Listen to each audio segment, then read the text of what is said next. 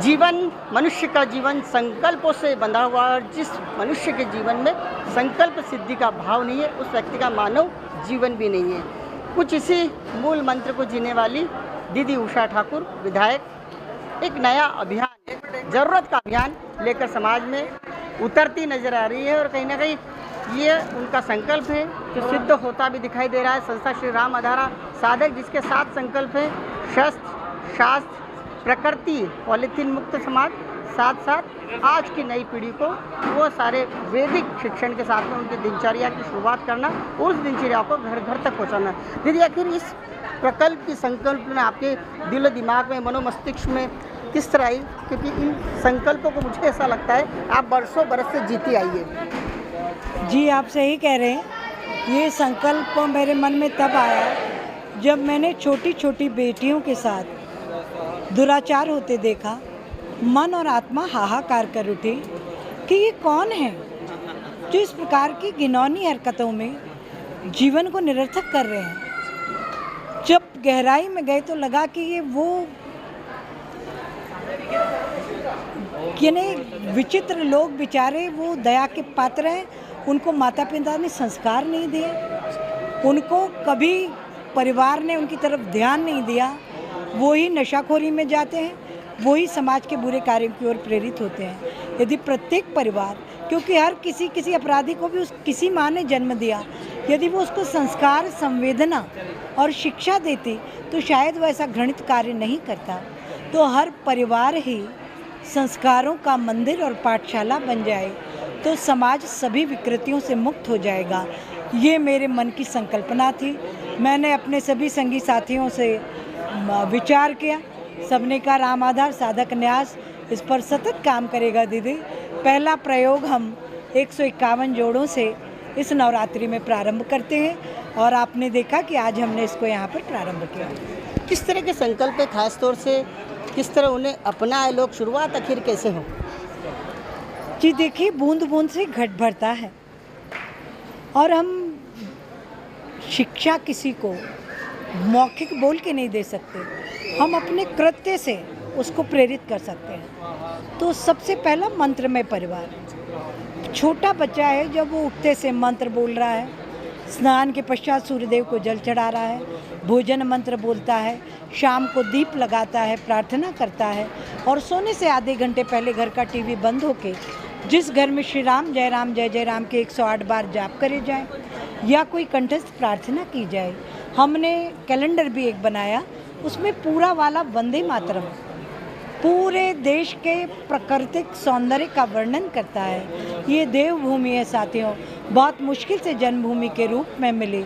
यदि बच्चा रोज वंदे मातरम गाएगा तो वो देश के प्रति, प्रभु के प्रति और अपने माता पिता के प्रति कृतज्ञता का भाव रखेगा और उसका व्यक्तित्व संवेदनशील, संस्कारवान होकर समाज उपयोगी बनेगा। तो शस्त्र और शास्त्रों का आपने काफ़ी कंपाइल किया इसमें, क्योंकि जो व्यक्ति शास्त्र अध्ययन करेगा वो शस्त्र का भी सही ठीक उपयोग कर पाएगा। अगर इन दोनों को साथ साथ रखने के पीछे किस तरह का? जी देखिए, शस्त्र के बिना शास्त्र अधूरा और शास्त्र के बिना शस्त्र अधूरे। दोनों का सुंदर समायोजन हमारी वैदिक परंपराएं हमको सिखाती हैं। इसलिए पहले शास्त्र में होना पड़ेगा, पहले ज्ञान अर्जित करना है। रोज रामायण चरितमानस के 5 दोहे, गीता का एक श्लोक और सहित पढ़ेंगे तो निश्चित रूप से हमारी चर्चा की विषय वस्तु बदलेगी, हमारा वातावरण बदलेगा। और स्वविवेकी, आध्यात्मिक, संवेदनशील दिमाग यदि शस्त्र रखता है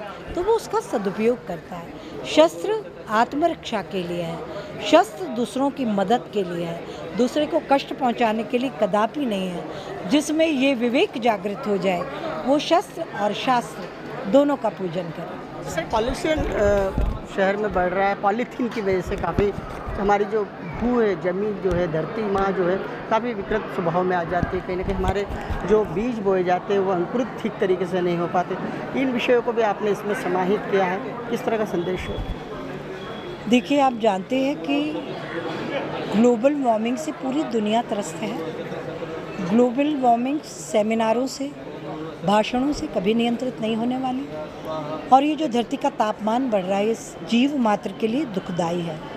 हमारी वैदिक परंपराओं ने तो हमको शुरू से संकल्पित किया, आप और हम सनातन में जन्मे हैं, जब हम इस दुनिया से जाएंगे तो 5 पेड़ हमें लगेंगे। तो उस रामाधार साधक न्यास ये भी संकल्प करा रहा है कि हर व्यक्ति अपने जीवन काल में 5 पौधे लगाए।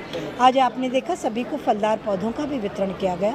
इसे सुरक्षित स्थान पर लगाकर वृक्ष बनने तक इनकी चिंता करना है। 5 पेड़ यदि एक व्यक्ति ने लगाए, बच्चों के जन्म दिवस पर, शादी की सालगिरह पर, माता पिता के स्मृति दिवस पर, तो एक पेड़ साथियों हम जानते हैं कि 10,000 लीटर पानी अपने नीचे इकट्ठा रखता है, 10 डिग्री तापमान को कम करता है।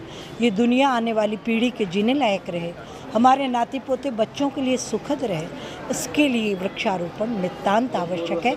रामाधार साधक उसका भी निरंतर प्रयास कर रहा है। अभी हमने बड़गोंदा में 80 बीघा ज़मीन एक असामाजिक तत्व से मुक्त कराई और उसमें सिर्फ फलदार वृक्षों का रोपण कराया। शहर के कई लोग कहते हैं कि साहब हमने पंजीयन कर लिया, हम 5 पौधे भी लगाना चाहते हैं, पर जगह नहीं है जहाँ वो सुरक्षित बड़ा हो पाए। तो हमने ऐसा एक पूरा 80 बीघा का क्षेत्र तार फेंसिंग करके गेट लगाकर सुरक्षित किया है। ये लोग जाएंगे, 5-5 पौधे लगाएंगे, अपनी पट्टिका लगाएंगे। वन विभाग के हमारे साथी उनको जल देने का और उनकी रक्षा करने का काम करें। आपके दिए गए संकल्प में खासतौर से सबसे बड़ा संकल्प वाला जो विषय है वो नशा है, और कहीं नशे से इंदौर शहर जो काफ़ी ग्रसित नज़र आ रहा है, और इंदौर का जो स्लम का जो युवा है वो तो पूरी तरह से बर्बाद हो चुका है। उसमें स्वीकार सभी लोगों को करना चाहिए और उसके लिए काम भी करना चाहिए। संकल्प का हिस्सा है, किस तरह काम को आगे बढ़ाएंगे? नशा तो नाश की जड़ है, और आज के आधुनिक दौर में जिस प्रकार से विद्यार्थी जगत में ये घर किया, हम लोगों ने जिद करके इंदौर का नाइट कल्चर बंद कराया, आप सब जानते हैं, वो ज़रूरी था। ये नशा सर्वनाश कर देगा। अभिभावकों को ही जागृत होना होगा, प्रशासन को जागृत होना होगा, पुलिस भी मुस्तैदी से काम कर रही है। कहीं नशा बिकता पाया नहीं जा सकता, मिले हम तो सबको कह रहे हैं, मैं तो खुद ढूंढ के कठोरतम कार्य में। अभी IIM के बाहर एक गुमटी लगी थी जो IIM के सब विद्यार्थियों को गांजा चरस सब बेचती, उसको जिलाधीश महोदय ने अभी उसको नेस्त नाबूद किया। कोई मिले कहीं पता, हम तो नशे को जड़ से ख़त्म करने के लिए प्रतिज्ञाबद्ध हैं। तो संस्कार ही इसकी दवा है। यदि आप और मुझे माता पिता ने संस्कार दिए, हम दुनिया के किसी कोने में चले जाएं, कभी नशे में पढ़ ही नहीं सकते। जहाँ माता पिता ने लापरवाही की, जहाँ संगति गलत हो गई, वहीं बच्चे नशे की गर्त में चले। ये जो 7 संकल्पों को लेकर जो आयोजन हुआ है, इसको आगे बढ़ाने के लिए, घर घर तक पहुँचाने के लिए किस तरह का संदेश है आपके माध्यम से? इसको आगे बढ़ाने के लिए जैसे यहाँ जो 151 लोग बैठे, अब उनकी ये जिम्मेदारी है कि वो अपने अपने मित्र परिचित रिश्तेदार, उनकी संख्या 51 हो सकती है, 101 हो सकती है, 108 हो सकती है, वो कार्यक्रम आयोजित करेंगे। और इसी प्रकार के संकल्प, इसी प्रकार का उद्बोधन, इसी प्रकार का यज्ञ हवन, ये सब रामाधार साधक न्यास उनके साथ जाकर करेंगे। खूब खूब शुभकामनाएं दीदी, आपने हमसे बात की, आपका बहुत बहुत धन्यवाद। लेकिन जिस तरह से आपका जीवन है संकल्प के साथ जुड़ा हुआ है, और कहीं ना कहीं यही संकल्प जो है 7 संकल्प के रूप में घर घर तक पहुँचेंगे, तो मुझे लगता है समाज का एक बार फिर उद्धार जरूर होगा।